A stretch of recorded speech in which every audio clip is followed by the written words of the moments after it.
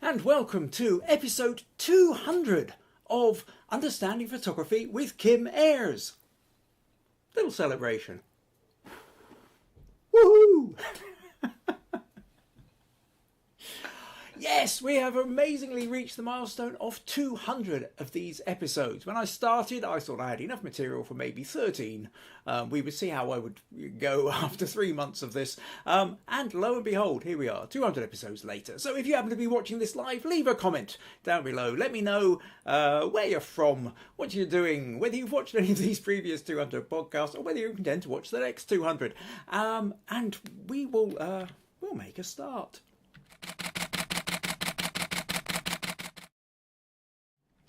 So yes, welcome. 200 podcasts. Who would have thought?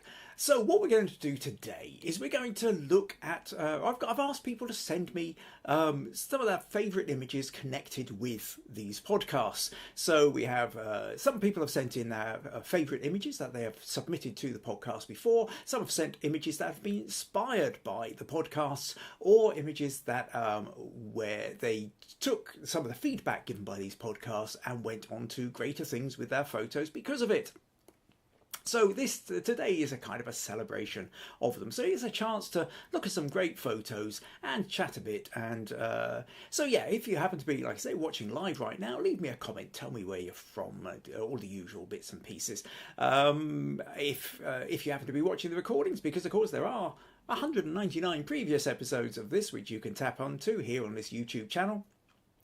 Then you can also leave a comment if you want to leave me a belated congratulations, or you want to just ask any questions. Then generally speaking, YouTube does let me know that some kind of comment has been left. So it might be, it's not the same kind of instant bit as the live chat here, but you can get your questions answered.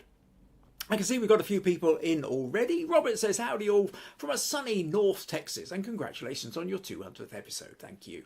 April says, greetings all from a warm and mostly cloudy Long Island, New York. Happy 200th episode. Susan says, hello from a rather cloudy Kakubri. Happy 200th episode, everyone. Looking forward to seeing some great images today. Robert Schaefer says, good morning, also from North Texas. Vacation was great, but it's good to be back home. April says, I bet you got some good... All right, okay, so now April and Robert are chatting back about pics that they might have got on holiday. Nadia says, hi, everyone. April says, love the arms up on Woody back there. Yeah, well, I thought I'd probably better put him in some kind of celebratory pose. Jack joins us and says, hello everyone. Maggie says, Alfie says, we're in Scotland. Yeah, so that is Maggie next in the kitchen next door at the moment with Alfie, our grandson, is also saying hi. And Robert says, congratulations on 200. You don't look a day over 199. Thank you. There are days when I don't feel a day under about 32 billion, but there we go. And Meg's joined us and says, good afternoon, everyone. Excellent. Well, so we have a podcast, we have people, we have pictures. So let's make a start. So what we're going to do, like I say, this podcast is a celebration of the fact. I mean, 200 episodes. I really genuinely never thought I would make it this far. And it does feel like something of an achievement. So I suppose I ought to allow myself a little bit of a smug moment for that. But also, actually, if we talk about the notion of smug and smug points, I'll do a quick little detour here for the accumulation of the smug points leaderboard. So you get smug points if you contribute to these podcasts in some way. So by just turning up, saying hello, leaving a comment, letting me know you're here watching live, as Janet has just done, saying hi from a chilly and overcast North Bay, Ontario. So Janet gets 5 points just for turning up and writing that. Welcome, Janet. As does everybody else who's left a wee comment. Now, normally, if somebody puts in an image for a challenge or something, then I give people 10 smug points. Or if they put in an image for feedback, then I give them 25 smug points. So there's this whole idea that the more you contribute, the more smug points you get, and the more you accumulate on the smug points leaderboard. But today, as a special one, what I'm doing is everybody who's actually contributed an image, which we're going to look at today, instead of getting 10, you're going to get 20 smug points. So bonus smug points because we're on the 200th episode. The current leaderboard, though, it has to say for June so far, Sandra is kicking out in the lead there at 85 Smug points. Robert in second place with 55, and Nadia and Viji are both tied on 50. But the top for the second quarter of the year, so accumulated through April, May, and June, we have Robert Gullick is out in the head there at 190. Smug points. Sandra is on 145, Andy on 140, Viji on 130, and April and Meg on 125. So lots of good contributions these last couple of months. And at the end of this today, I'll add on today's Smug Points contributions, and then we'll work out the winners ready for next month. Now, at the end of the podcast, I will tell you what's coming up over the next few weeks. It's going to be a little bit sporadic over June, couple of gaps, a couple of other things going on, but I'll tell you what's going on, so make sure you tune in for that, or stay tuned for that. Or if you have to disappear, come back at the end, come back when you can, and flick through to the end to find out what's coming up. Right, okay, so with all that in mind, let's get some images up, some images and some comments. And the first thing, I mean, generally speaking, I say submit one image. In this case, I'm actually going to start off with two. Andy sent me two images. And I couldn't really choose between them as to which ones I wanted to say, and they're both quite good stories. But one of the very first images that Andy ever... Oh, not that one. One of the first images that Andy ever sent me was this one. And I have to say, I loved the image at the time, but I gave him various bits of feedback. And Andy has written to say, this image was initially a widescreen format image with much more white door and some unsightly hinges in view. Following on from feedback from Kim, I cropped in closer, cleaned up some of the detail, and now this is one of my favourite images, and the jumping off point for a new series about people who love American cars entitled The American Dream. And I thought this was it's a lovely piece of feedback. There is one of those things, and part of why I asked about trying to get feedback for the 200th episode is a celebration of it. But on my side of it, I don't always know how these things turn out. People send me images, I give some feedback, but I don't always know whether that feedback was used, made any difference, whether anybody acted on it, or whether it was just, oh, well, that's nice, and then forgotten about. But to actually know that, and I do remember this image, it was such a standout image, but the feedback I've given him to recrop it, reuse it, and then actually used as a launch pad for a whole new series of images, I think is just a wonderful idea, and so I really love that. Now, for for those of you like the Roberts in Texas and what have you, then people sitting in American cars probably isn't quite such an amazing thing. People sitting in European cars might be more of a thing for you. But for here in the UK, American cars are quite a rare sight. They really are kind of collectibles. Most generally speaking, American cars aren't really built for British roads, it has to be said. So when you see one, it really tends to stand out. And so, yes, I love that idea that Andy's thinking about a whole new body of work, specifically around people who collect American cars here in the UK. But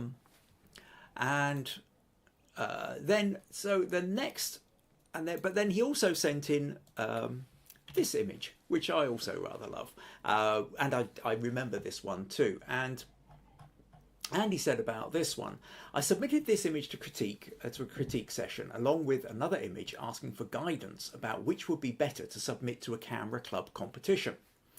Kim advised that the other image would be better for a camera club competition, but this image is more of a photographer's photo.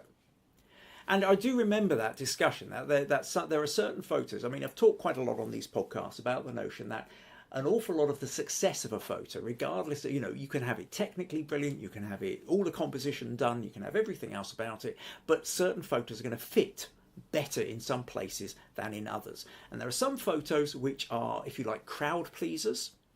There are some photos which are camera club pleasers, and there are some photos which just other photographers go, ooh.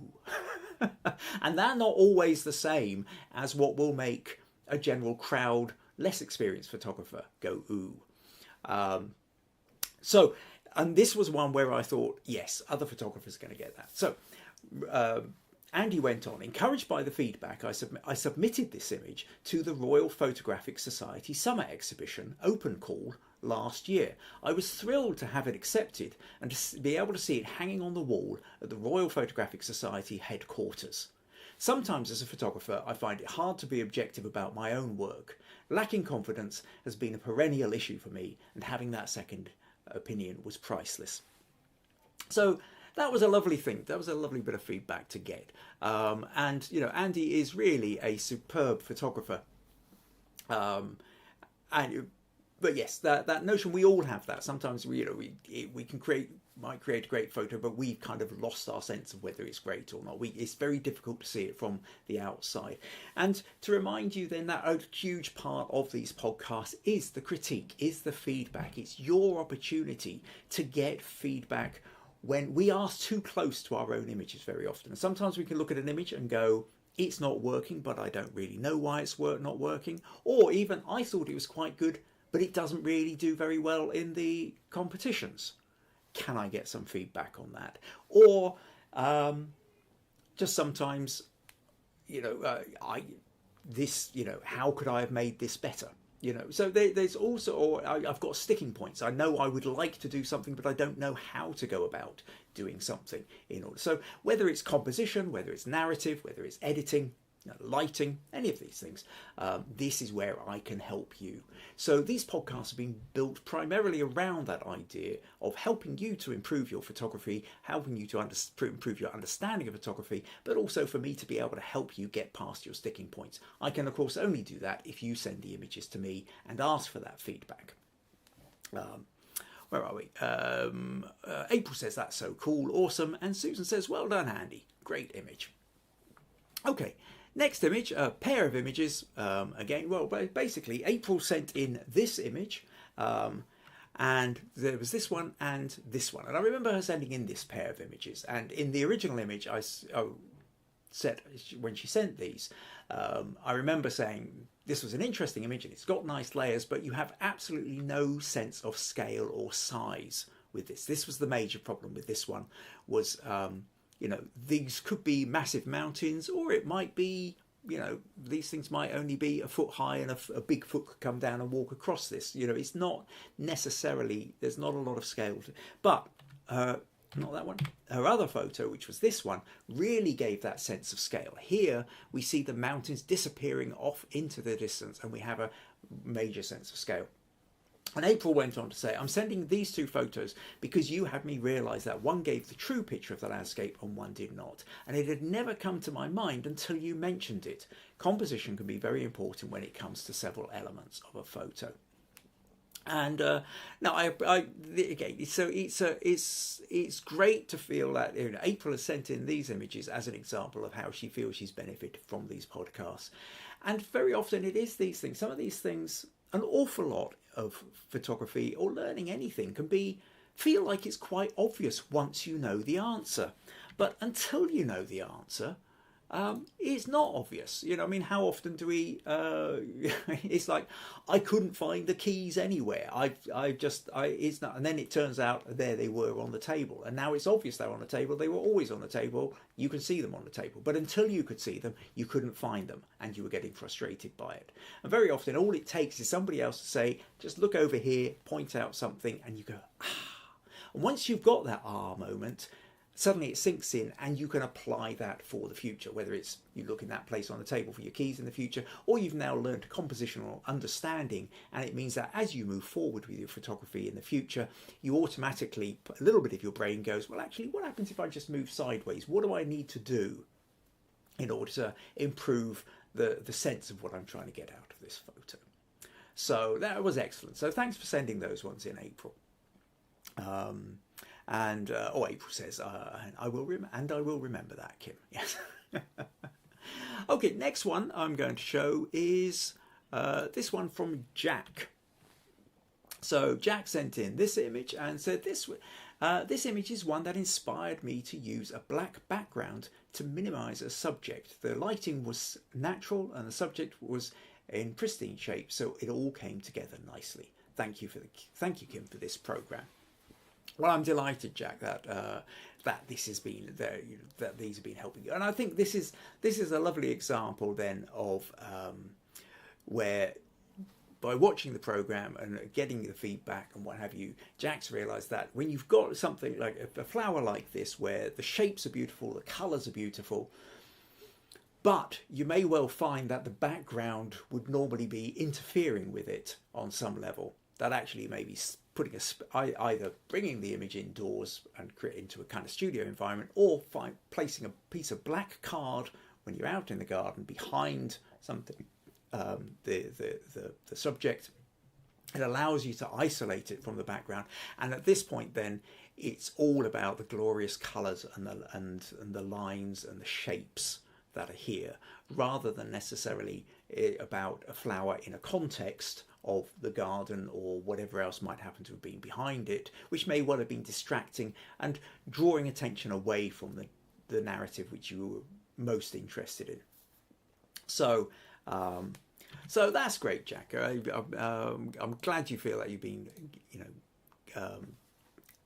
gaining ideas and insights from these podcasts. Susan says, stunning, Jack. And April says, beautiful colour and flower. And the black really makes a difference for the paradise flower.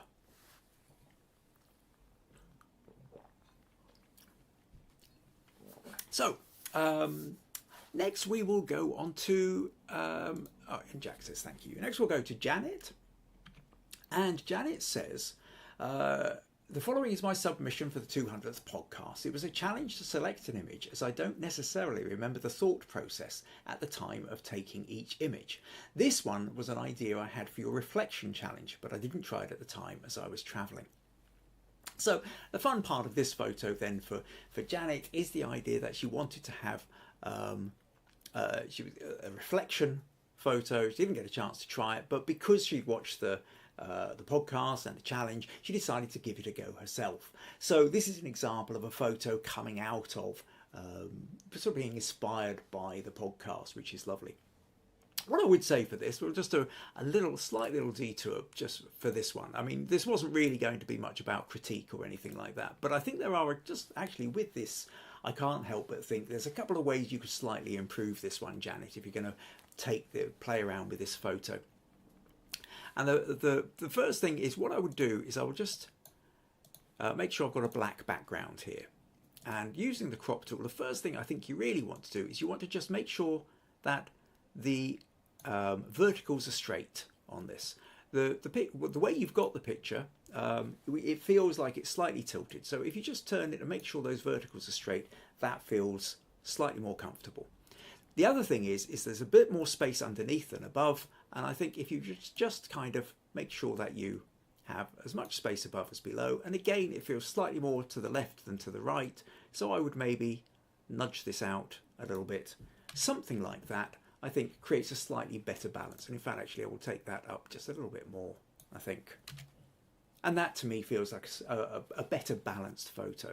But a quick little trick to remind some people, if you're ever going in for one of those minimalism or negative space kind of images, this kind of thing is almost perfect for that. Because what you can also do is because you've got a completely black background, you can extend this out. And if you extend this out something like this, you can see we now start to get you can sort of bring that up just sort of into that kind of thirds bit there. This actually now there's something quite interesting about those dice, rather than being just right close in on those dice, but actually having more space around it. And in fact, if you want, you can take that even more. Now, each time you do this, each time you make it bigger, you change the narrative a little bit more.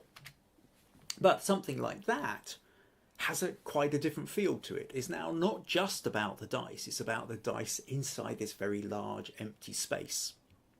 Now, depending on how something like this is being viewed, this would be fine viewed in print, but if it was shrunk down because it was, say, on an online competition where people are only voting according to what fits on their phone, this would actually look too small, because shrunk down to phone size it would look like that, and at that point you can't really make out. So it's another one of these where context becomes everything. Something like this is quite good for a sort of printed one, but if you are doing the reflection one for the online competition, then going back to here is probably all you need for that. And then that way it fills the screen, you've got your dice. But it is just make sure though that your verticals are straight and that you've got at least the same amount of room above as you do below.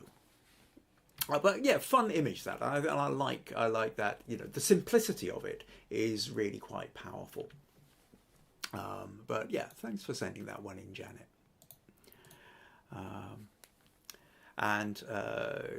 April says, love the dice photo. Susan says, great idea, Janet. April says, oh wow, yes, better with the extended space. Robert says, I really need to learn more about Photoshop. To which April says, I use guided in Photoshop elements for this, easy that way, Robert.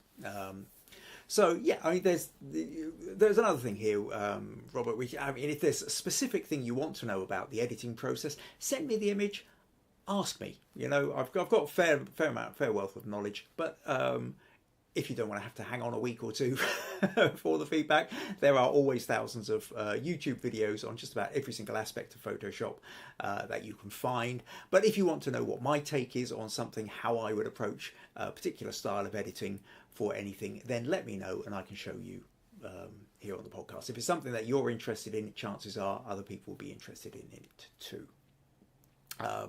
Janet says, interesting idea. I actually have a negative space challenge this week, but don't have the dice with me. It needs to be a current image.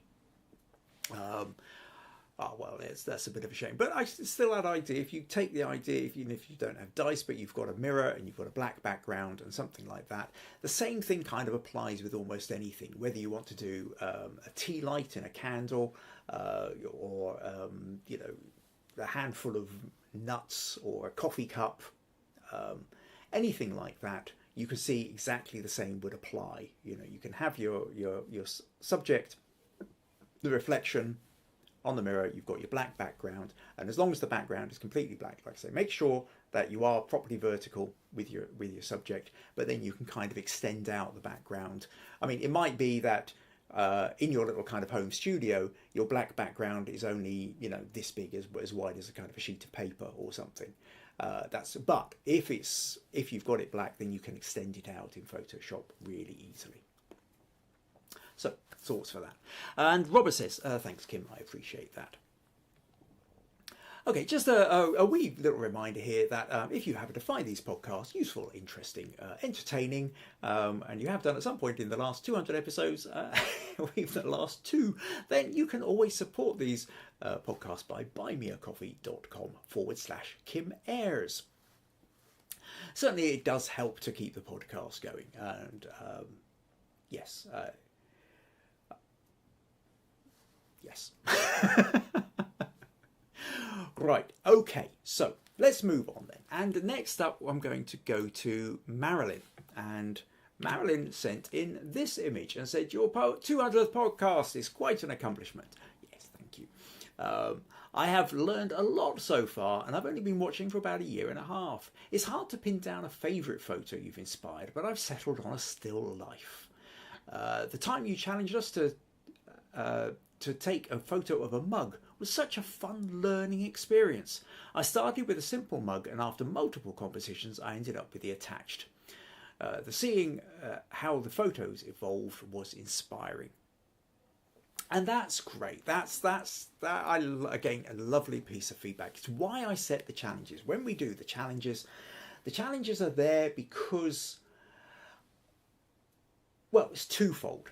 First of all, nearly everybody who watches these podcasts, both live and who come in and watch them recorded versions, tend to be the kind of people who are on sites like PhotoCrowd or Guru Shots or Viewbug or or belong to a camera club and do competitions. And there are certain themes that crop up a lot in competitions, like still life or cups or landscapes or anything else, or portraits, self-portraits. And by setting a challenge, this then gives you the chance to explore really trying to take a photo which might be useful for you in some future competition. The other thing is that it does challenge you. If you sometimes, okay, for a challenge, people will kind of go and raid the archives, find a suitable picture and put it in for the challenge. But the ones that personally give me the most fulfillment doing these podcasts are where somebody decides, oh, there's a challenge, I'm going to go and take some photos for this challenge.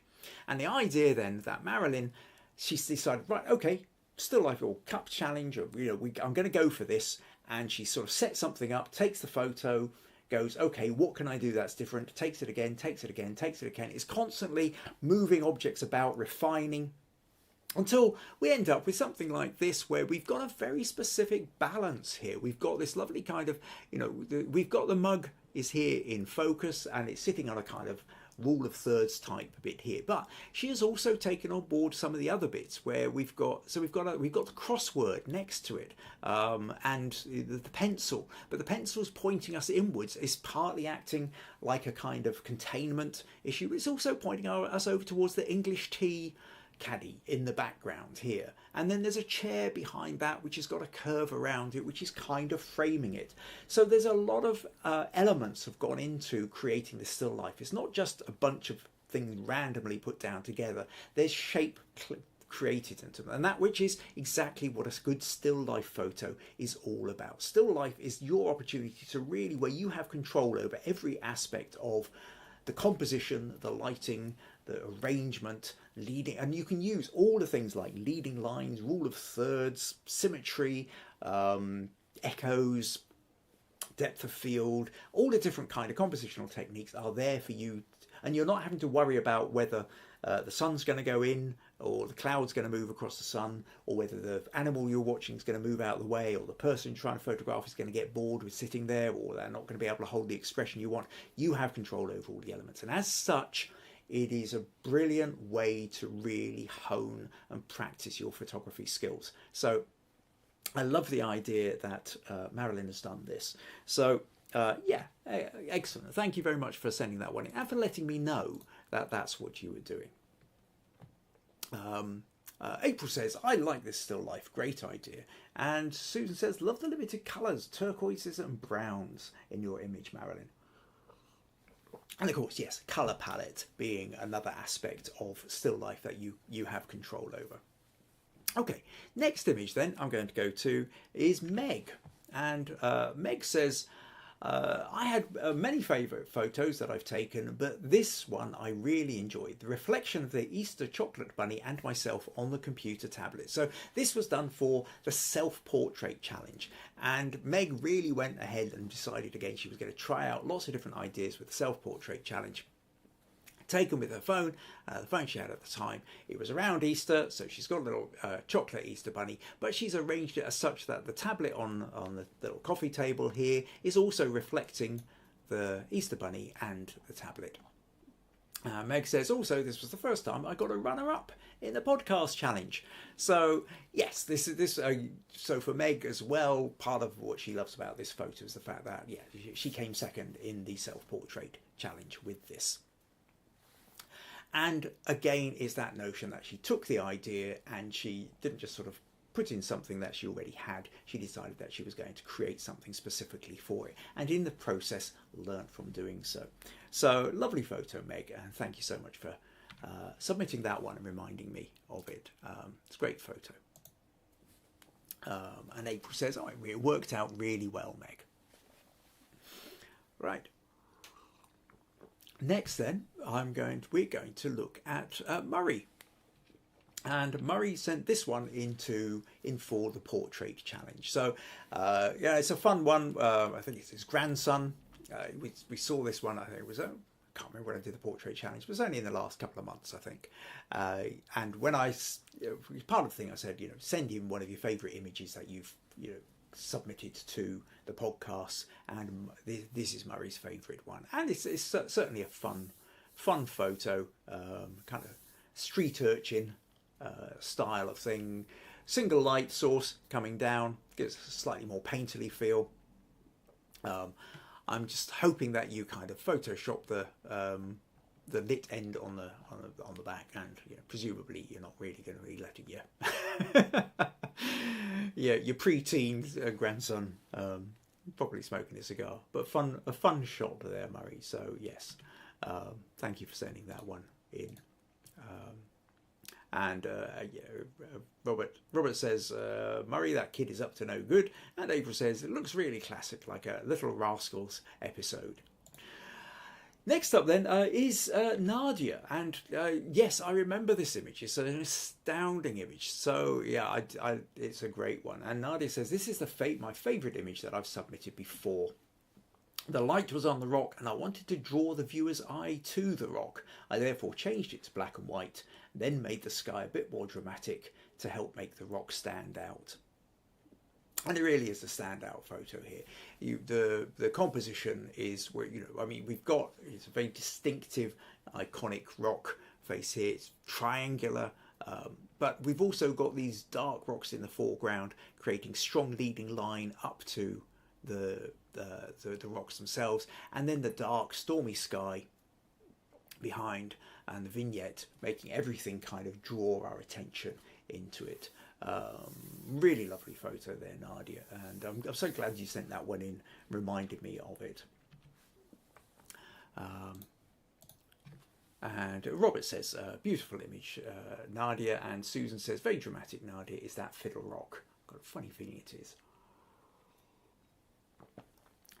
April says, beautiful black and white shot too. And other Robert says, amazing photo, Nadia.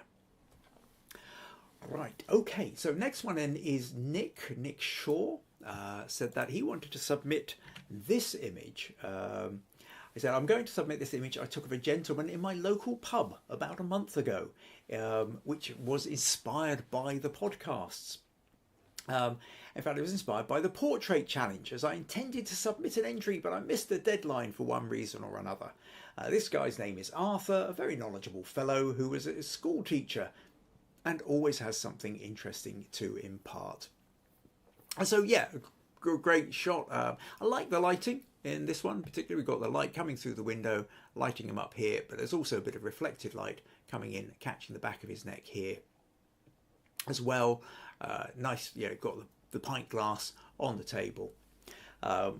So, yeah, and nicely converted to black and white, I think, as well. So, yeah, good shot here, Nick. And I like the idea that, it's sort of essentially a good photo inspired by the podcast. You thought, right, portrait challenge, didn't quite get there in time, but still decided to get one together anyway. So, yeah, thanks for sending that one in, Nick. Susan says, great character shot, Nick. Right. Oh, yeah. Next one then we have, yes, I remember this one. This is from Robert Gullick in Texas. And Robert says, here is the best photo that I have best photo I have that was on your podcast. And I remember this one well, and I do remember the work we were doing in it and the talk we were giving about it. It's a really powerful photo, this, and it just works so well. Robert says it has to be the best reaction at the Dallas Camera Club photo. It has had the best reaction at Dallas Camera Club photo crowd and other contests. It's the one where the photo is of the entire Lincoln Memorial, and I noticed the story. I cropped it in, removed the other people and shadows, then I moved the person to the centre of the left opening, and you helped me with that. And actually, for Robert, he sent me the original as well, and which I'd kind of forgotten. If you remember, so this was actually the original photo that he took. He was taking the photo of the Lincoln Memorial, noticing that there was a guy here on his mobile phone down on the left, and then essentially by cropping in like this, you managed to get that echo of Lincoln and the guy on his phone both sitting down. And then in the course of the feedback we gave, he'd already kind of started lightening up Lincoln and darkening down, but we played around with the compositional elements, whereby so now you could make out Lincoln much better, that you weren't getting all the glare coming off the marble, while at the same time this guy here was moved from the left into the center of this part, so the echo just becomes so much stronger. And you go from an idea of an image, and you can see most of it's there, but now what you've got to do, this is where the editing comes in. The editing, it becomes such a powerful aspect of the photography. Sometimes when you take a photo, most of it's there, and the editing is just a little tweak. Sometimes the other elements that you don't have any control over, you've got no control over anybody else who's moving over the steps, you have no control over where this guy has decided to sit. So you shift and create, and that's where your skill in editing. But the real skill has to be the fact that you can't see the edits. If you're looking at it thinking, oh, I can see the edit lines, you've lost. So this is it ends up as a really powerful photo, and you did a great job there, Robert. And Robert says, the reaction from people has been incredible. I have trained my eye from this podcast and look forward to learning more over the next 200 episodes. Well, if we get to celebrate podcast number 400, that will be some achievement too. Keep up the good work for the community. Thank you for all your time, hard work and commitment to photography. Well, thank you, Robert. Thank you for being one of a stalwart supporter of these podcasts since I think it was about 6 months in or less that I started doing these. You came in and you've been here pretty much from the start and continually supporting, and that's very much appreciated too. Right, so yes, thank you for sending that one. Where do we go? April says Robert's shortlisted with this one. Congrats, great shot. Susan says superb juxtaposition, Robert. Absolutely fabulous work done. Robert says, and Robert Schaefer says, as Paul Harvey would say, now we know the rest of the story. Great image, Robert. Right, okay, so next up then, click there and there. Sandra said, I attached this photo for the 200th episode. It's one I took this year in Cape Verde, which is one of a series of breaking wave photos I took, which I think are good and I'm proud of. The things I've learned and used are primarily the cinematic crop, which works really well for this particular wave. Also the idea of stretching the photo, which I've done a little bit. I mention this as it's something to do with landscapes. I do with landscapes following the photo I submitted for critique of the national park in Iceland. It was a really useful piece of advice and is something I think about when photographing landscapes now. At that point, I do remember that one, and part of the thing we were talking about with that image was that when you're using a wide angle lens particularly, what happens is the kind of hills in the distance end up kind of a little bit squashed, and they don't tend to reflect what your memory is of a place. So quite often, rather than stretching out widthways, what you do is you stretch up a little bit, but only the top part of the photo, and then it kind of feels like it's got a slight little bit of extra balance. But essentially there's that idea of, depending on the shape and what it is you're photographing, that stretching out a little bit, up a bit, whatever, is also part of the editing process. What you're going for is that notion of line, form, energy, narrative. And if giving it a little kind of stretch out or nudge, I think is, so yeah, it's part of the tools of that are available to you in the editing. April says, wow, powerful shot. Susan says, made me go, ooh, Sandra. And Janet says, I was trying something similar for the water challenge, but no luck yet. Because that's right, for next week there is the water challenge, but we'll come on to that one. And Janet also says, I'm also planning to try waves in Tofino, BC, British Columbia in September. Excellent. Well, I look forward to seeing what you managed to find there. And Nadia says beautiful. Okay, so on to the last couple of photos now, and we're going to. Meg says fantastic because I really like the curve in the wave. So next photo then is this one from Susan, and Susan says, I have attached my favourite image as my podcast, as my submission for the podcast. You will probably see that it's very similar to an image I submitted for the Still Life Challenge. However, this is a more recent edition taken just last month. Same vase, different tulip. Searching for a favourite image is always difficult for me. Usually the last image I take is probably my favourite, probably because I've made a few tweaks here and there, changed the lighting and even my camera settings until the final image comes somewhere close to what I imagined.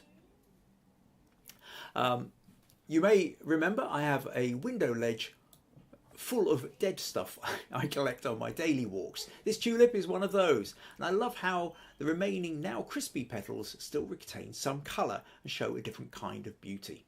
The vase and tulip were placed in my light box on a sheet of black vinyl background. I decided against using my usual black glass as it came too strong a reflection. The black vinyl gives a much softer reflected effect. I lit the image from the side and scattered a few petals to give balance. In retrospect, maybe there are too many. 3 might have been better. It has obviously added a little Photoshop to enhance the colours and so on. Did I use any of the techniques I've learned from your podcast? I think I did. For me, this is all about the curves, the vase and the petals, the lighting and the composition. I don't have any leading lines, but I think that as we tend to read from left to right, the vase takes our view across the image to the tulip. Maybe I'm missing a table or a little French coffee pot. And there's no border. Excellent. I appreciate that. Well, for anybody who vaguely remembers, Sandra very much used to do a border built into the pictures, and we've had various conversations in the past about actually the problem with having a sort of built-in border on images that appear on a screen is that you're essentially losing real estate. You've not got a lot. It's a different thing when you do a printed image. You do a printed image, especially if you're printing it quite big, then having a little border around it, fine, it makes little difference.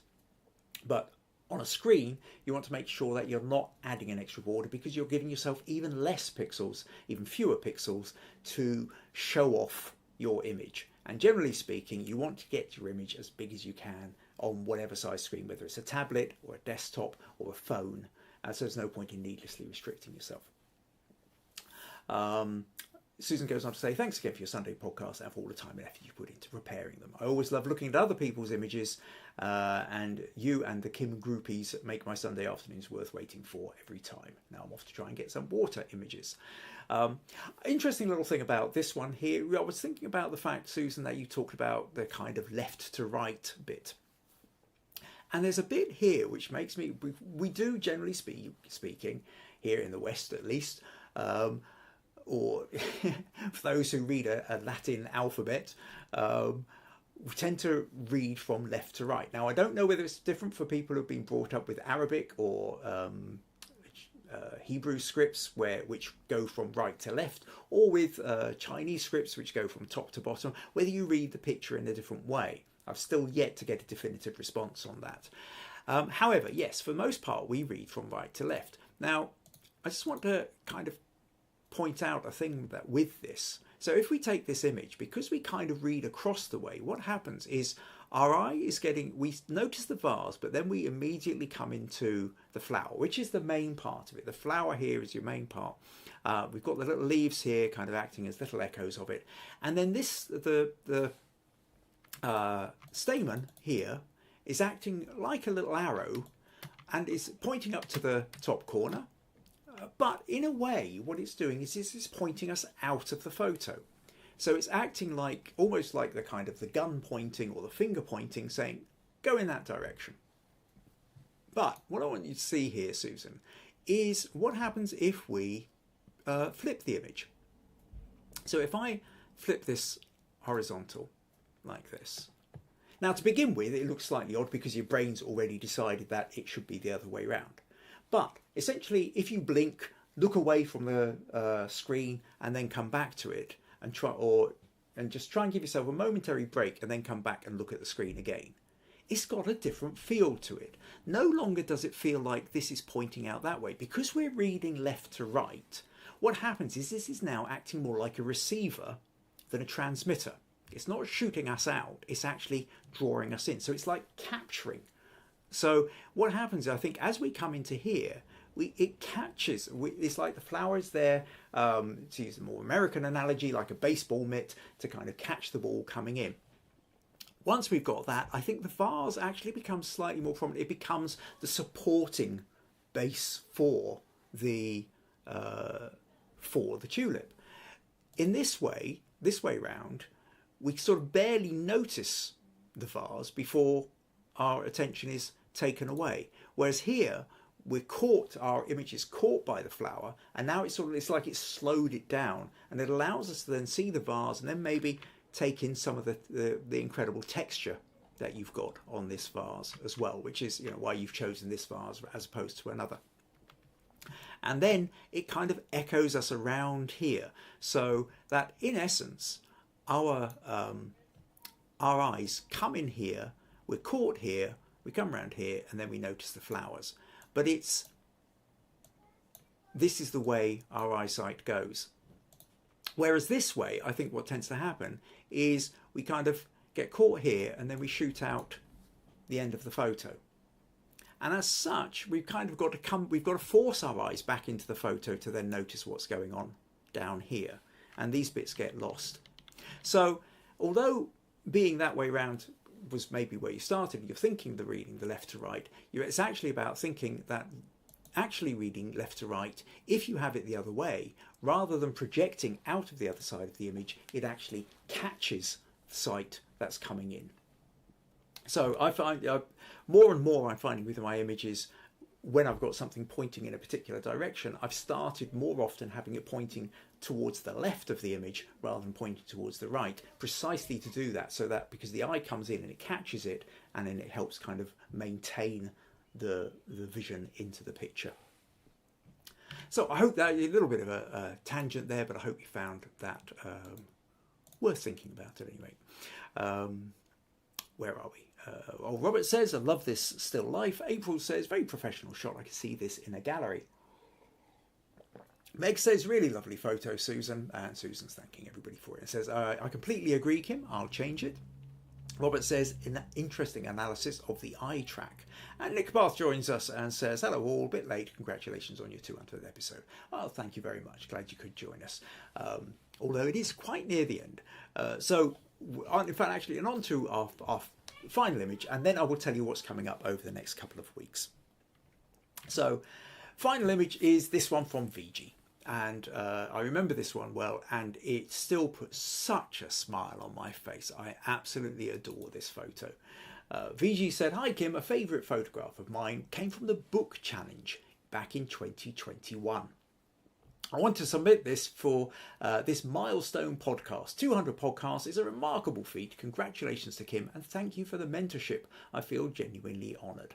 And thank you to Viji. Viji has been around since episode 3, in fact, was the first podcast that Viji submitted to. So the longest and most supportive contributor to these podcasts. So I thought best to say Viji to the end. And of her photos over the years, she has sent in some wonderful photos. And this one, just as I say, I love the whole creativity of this. Viji made the little person riding the waves, and it's made out of an admission ticket, admission thing here. She's a wonderful person sitting in the boat riding the waves, but the waves happen to be a map. We've got the Bay of Biscay there, we've got Venice, and so it does. And even though these bits are, I think, strictly speaking, mountain ranges, doesn't really matter. It's that idea. Or the book is curved, and it's just I think the concept of this, the narrative concept, is absolutely wonderful. But then it's beautifully executed. We can see the curve of the book. We've got the writing down underneath here, so we know it's been placed on a map. It's been tucked up, and this sort of like riding the surf in this boat, arm outstretched, fun, triumphant. It's such a delightful picture. So thank you so much for sending that one in, Viji. I had pretty much forgotten about this, and I'm so glad you reminded me of it. And thank you very much for all your support over the years as well. So that's it for the images. A couple more comments here. April says, love this creative fun photo. Robert says, I love this photo, Viji. I'm considering stealing this idea. Absolutely, go ahead and steal it, Robert. That's what I think that we've talked before, I mean, there's an old phrase, steal like an artist, but it's this idea that be inspired. The whole point of these podcasts, the whole point of the challenges, the whole point of the getting you to send images in, part of it is about when you want to get feedback, but it's also to inspire everybody else in our little photographic community that we have here. Take these ideas and then do your version of it, and put your spin on it, and have fun with it. Susan says she's going to steal the idea too, and so's Nick Bath. So you've set off something here. There's going to be could be a whole massive viral thing where people are creating little boats on top of folded maps. April says, "Wow, episode 3. I do not remember when it came out, but sometime during when I came on, but sometime during lockdown." Well, the podcast started, I think it was April 7th. 2020. I mean, we've been in lockdown for less than 3 weeks when I started these podcasts. I didn't cope particularly well with being in lockdown, not having people to deal with. So I set up the podcast as a way of creating interaction with people that I was so desperately needing. But I certainly didn't think that 4.5 years later nearly, I would still be doing them.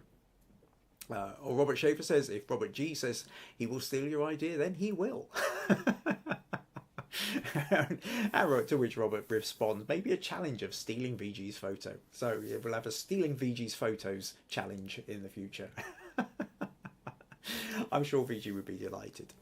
Right, okay. So thank you to everybody who sent in the photos. Thank you to everybody who's turned up and to join and celebrate this 200th landmark milestone episode of these podcasts.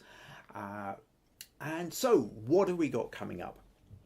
So next week is the water challenge. You may remember 2 weeks ago I set the water challenge, and the water challenge was actually, well, it was Robert's idea. Robert won the maximum, the accumulated Smug points for May, came up with the idea of a water challenge. So he set the water challenge, but it's a very, very broad idea. And if you're not sure how you might interpret that, go back to 2 episodes, go back to episode 198, and the entire podcast is about the water challenge and giving you a whole bunch of different ideas. You don't necessarily have to watch the whole thing. Look in the menu. What you will find is in all the menus since roughly, can't remember, about episode 87 or whatever, I started doing, down below, you will find a menu breakdown. Now, I put that in place, generally speaking, a couple of hours after the podcasts have finished. I've still got to do all the tidying, the edits up, a whole load of post-podcast stuff.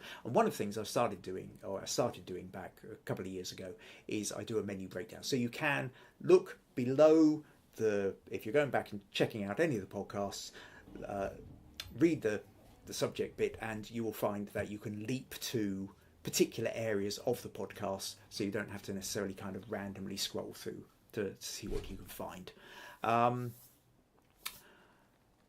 Where was I going with that? Yes. So, water challenge, yes.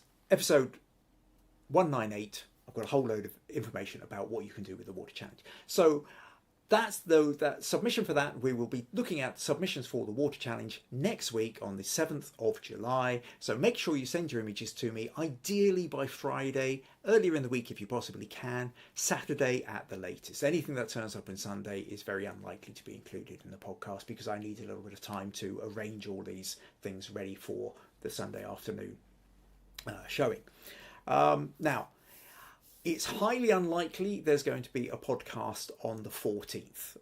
There's a thing happening in Castle Douglas, a soapbox derby, which it looks like I'm going to probably be taking part in as a photographer to help out.